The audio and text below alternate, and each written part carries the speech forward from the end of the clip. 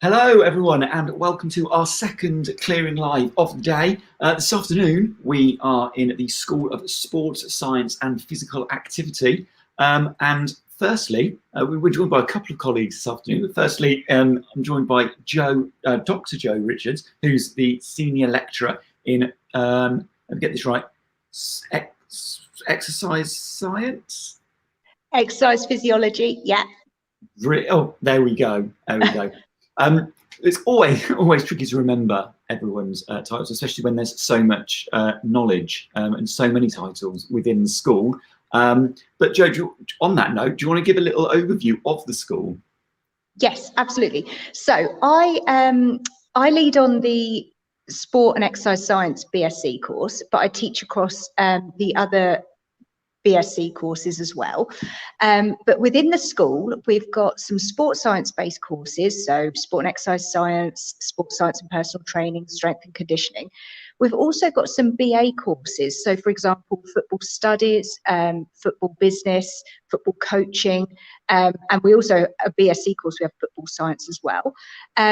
We have the sort of therapy-based courses, which Tarryn will talk to you about in a little while. So we're quite broad with a range of expertise from physiology, sports psychology, biomechanics, social aspects of sport, and then the therapy side of things as well. So we obviously, on the BA side, we've got some experts in gender-based research in sport and different things. So we're quite a broad sports science and physical activity department. So the main thing I'll chat about today is going to be the physiology and biomechanics in the sports science courses. So I'll be able to show you around the labs in a little bit. Fantastic. And just a reminder to everyone that's watching, you can type your questions into the comments, both on Facebook and YouTube. And if there are comments after the live broadcast, we will make sure that we answer all of your questions. So, Joe, do you want to take us on a little bit of a tour of where you are right now? Absolutely. So I'm just going to flip my camera around and I'll talk you through things so you can see equipment rather than me. So bear with me. There we go. So hopefully now, this is what we call more of our research lab. So it's quite a small space. We do still have small groups come in here for teaching, but what we can see are a couple of ultrasound machines. So we use the ultrasound machines on the sport courses. You definitely get to have a go on these in year 2 with me. So we do ultrasound of the heart, of the cardiovascular system, so looking at arteries, and we can also look at muscles as well. As I come through again, we're again in quite a small space, and this has again some more specialist equipment. So this is called an isokinetic dynamometer. So we can look at specific muscle groups and measure force production from those muscle groups. So it's really quite specific to the different regions of the body, depending on how you set it up. We have a new body composition analyzer here, which tells us how much of your body is fat mass, how much is fat-free mass, how much is muscle.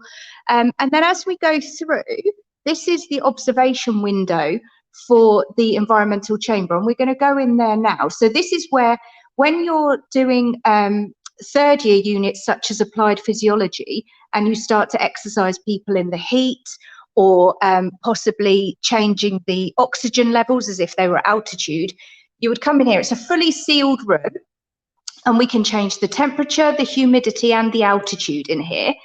So we've obviously got bikes in here at the moment, but we can move treadmills, rowers. We often have people come in when they're preparing for marathon de sable, so they come in and exercise in the heat, so they're ready to go out and run in the desert. We also have the underwater weighing tank. So this is where we fill it up with water, quite nice warm water, and you get fully submerged. And again, it's the gold standard of body composition, so calculating your fat mass and your fat-free mass. We recently did this on with a Michael Mosley program. So we did the 21-day body turnaround. We had one of the participants on that program came into the university and was filmed doing the underwater weighing, if you want to see it in action. I'm then just going to take you down.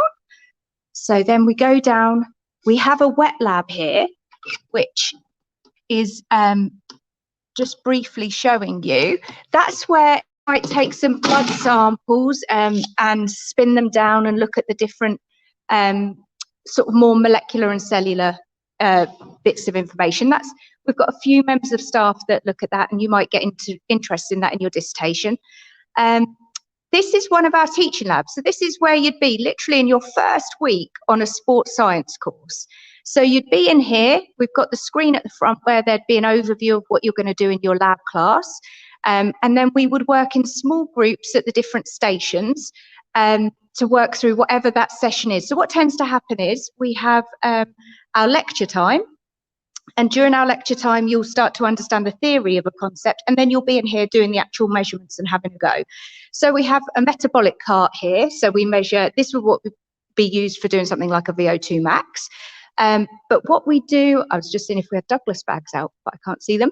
Initially, you would learn how to do your VO2 max with Douglas bags, and then later you would move on, all in year one, to using the computer systems and then carrying on that development of that understanding as we go through. Here we've got a treadmill with a harness so that we can have people running very fast or running downhill to cause something like muscle damage. But I think that, oh, here we are. These are our Douglas bags. So what we do in year one in physiology, you'd come in and first of all, you'd learn how to do a VO2 max by the gold standard using Douglas bags, which you can see here. And you'd collect the individual's expired air.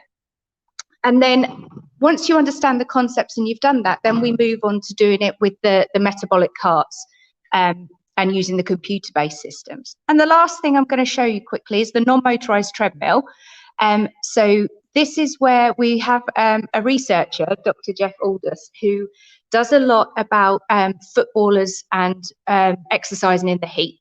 And he gets people to come in, use the non-motorized treadmill where they produce their own power to generate the treadmill to move, and they mimic football games, and he changes the temperature and humidity in this sort of greenhouse, if you like, to see how it affects their physiology and how well they can play.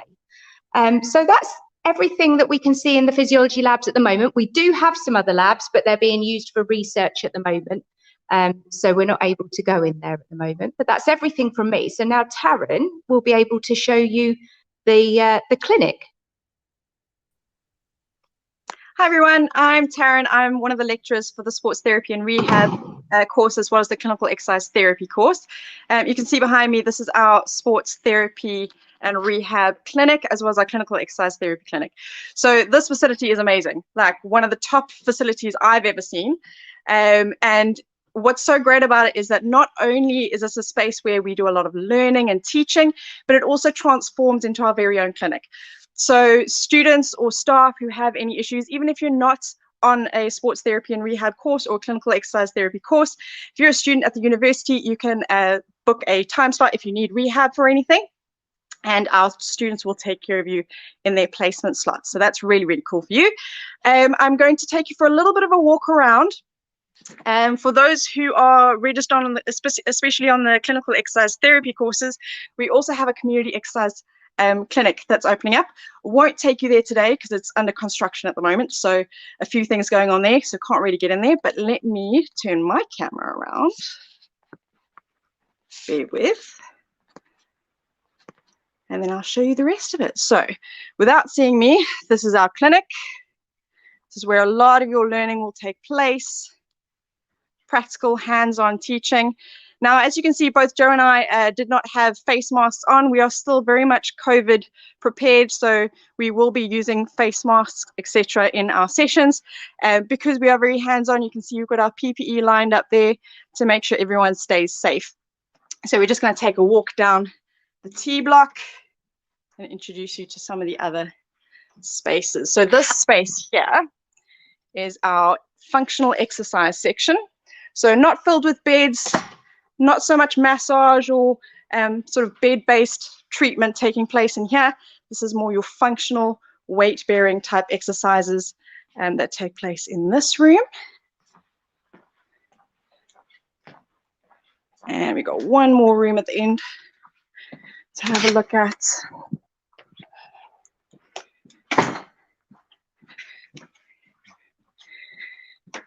Okay, and this is another sort of learning facility area that we have. Can also work as overflow if the rehab clinic gets a little bit full. But yes, so just because Joe showed you around sports science, if you're registered on the sports therapy and rehab course or the clinical exercise therapy course, it doesn't mean you don't get to use the sports science labs. So, excuse me, I'm just sorting out my life here. There we go. So just because Joe has done the introductions for the sports science labs, you will still be able to go in there. Things like biomechanical analysis will take place in there, measuring of force using our force plates. That'll all happen in the sports science labs as well. So you'll get a good sort of taste of everything at the university. I think now if you've got any questions written in the chat, we'll be looking at those now. Great, thank you both for the tour. And do you know, it's really refreshing to feel like we're on campus again after so long. So that's really nice and great to see all the facilities. Got a question coming in around placements. I don't know which one of you wants to take this one. Are there placements on any of the courses? Yes, so if I just quickly start, because mine will be briefer. So on the sports science-based courses, in fact, I believe on all of our courses in sports science and physical activity, there's the professional placement year. So that's where after the second year, you can go out for a year in industry and then you come back and complete your third year. And that's a course selection, but you can opt into that at any point in your first 2 years. And then if I let Tarryn tell you about the clinic hours that are needed for the therapy side.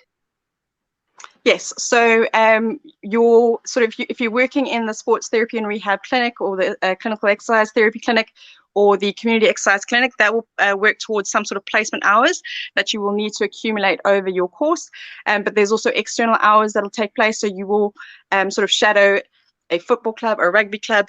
And these are sort of connections that we have with outside clubs, and we will also help you generate those relationships if you have a specific club that you want to get involved with.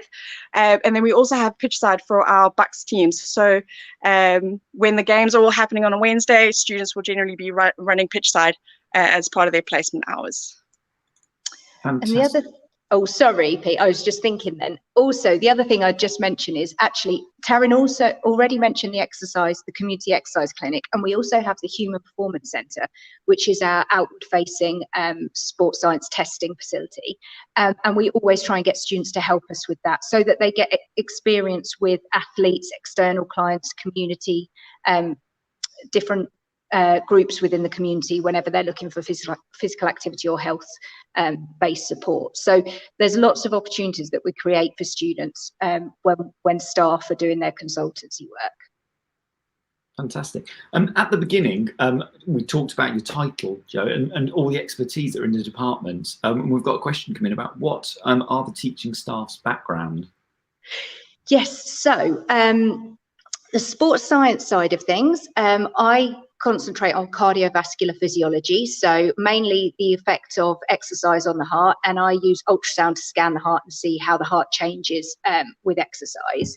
I've mentioned Jeff Aldous, so he specialises in environmental physiology, as does Ralph Gordon, who's also working with us at the moment.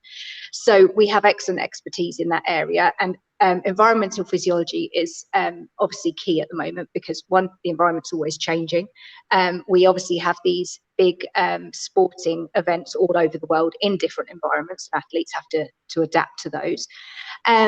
We have some members of staff that work in research with children and adolescents, looking at physical activity throughout the school day, the impact of physical activity and nutrition on how on the maturation of different individuals. So Dr. Julia Frewer does a lot with physical activity monitoring and also the effect of different breakfasts and combined with physical activity on the health of adolescents. I'm just quickly going around everyone. We have Dr. Louise Ferrandino. Her background is in disability sports. So she's her PhD specialised in VO2 max testing of different ability athletes. And then I think that's everyone I can think of at the moment.